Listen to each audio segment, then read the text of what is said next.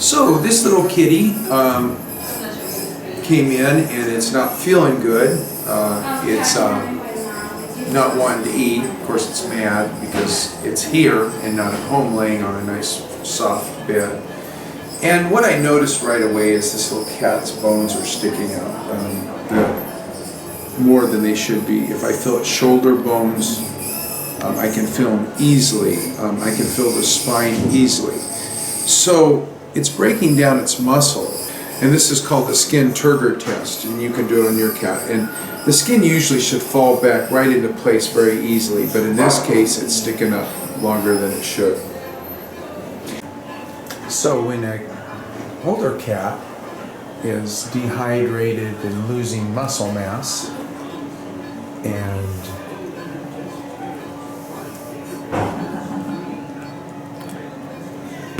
not feeling good, we like to take blood, and taking blood from a cat we use the jugular vein. So the jugular vein in the cat, in the shaved area, the jugular vein is this vein, and it's easy to see, and you'd think it'd be easy to hit, but sometimes the cats just, they don't like it, and they, as you can tell, they start to flail and scream and go, stop it, don't take blood from me, don't take blood from me. Yeah, I know, but and that's it. And you only get so much of a chance. And so then Kim's going to put it in vials for analysis for chemistries and a CBC. So our favorite way to treat a dehydrated cat, if a cat's not critically dehydrated, and we notice by the skin turgor. Kim, could you do the skin turgor thing? See how the skin's just the skin's just sticking up? That means your cat's dehydrated, and that's definitely in a cat with kidneys that don't work right. What's happening is they're just losing more fluid than they're bringing in. So we give them sub-Q fluids. We give them several hundred sub-Q fluids in a bag, and it goes down and goes in the needle, and it makes a little camel hump.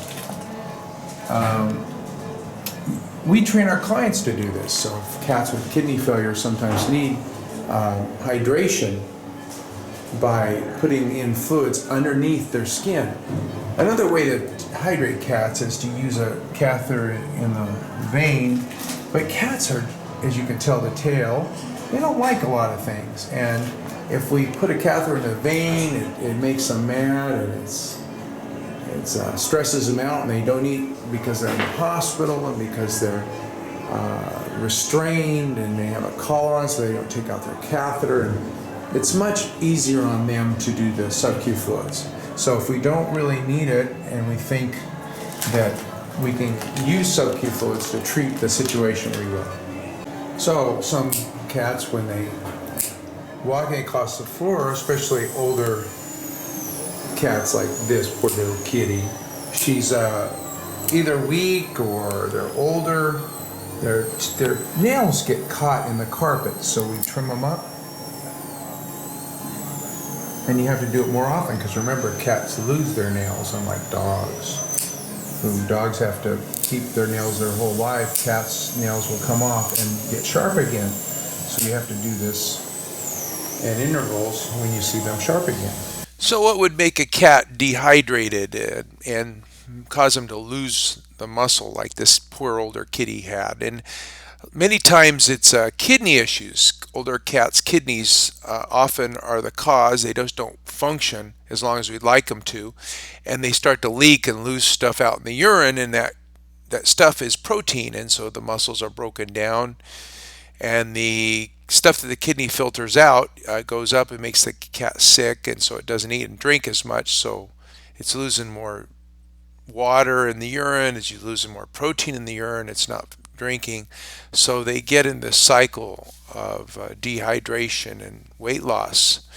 There's other things that can cause it too. Hyperthyroidism and pancreatitis and diabetes can also cause problems, and that's what we test in the blood. So we draw the blood from older cats often to test for those things, and also some viral problems like feline leukemia and AIDS and FIP. But you can see taking blood from a cat is not an easy task, and so that's what I wanted to show you.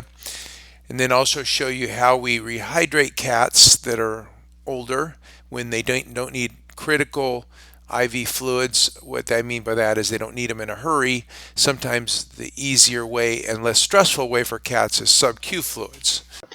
Then I thought it would just be nice for you to see older cats sometimes don't um, use scratching posts or wood or furniture, unfortunately, and their nails get long. They get them caught in things, so we trim them up for older, weak cats like this. So make sure they don't get them caught. Anyway, well, hope you enjoyed the video. It's kind of a random thing, but I just want to show you a couple things that we do in the clinic and hope you learned something from it. Check out Dog Dish Diet for diets for dogs, and you can even home cook for your cat, and I write about that and feed your pet to avoid the vet. Thanks.